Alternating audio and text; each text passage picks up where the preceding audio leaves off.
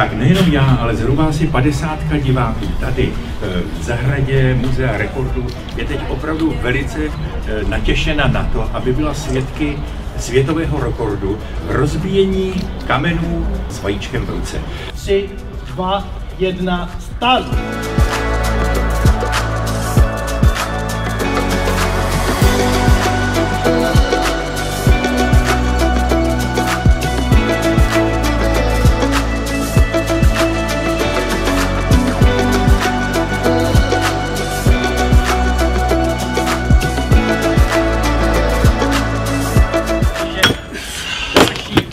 Jsme ve finále, protože poslední 2 kameny zbývají.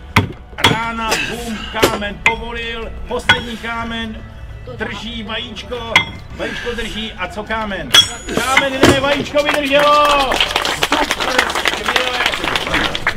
Za 2 minuty 33 vteřin dokázal Miloš Smejkal rozbít 30 říčních kamenů, každý z nich měl přes 600 gramů, téměř 3/4 kila.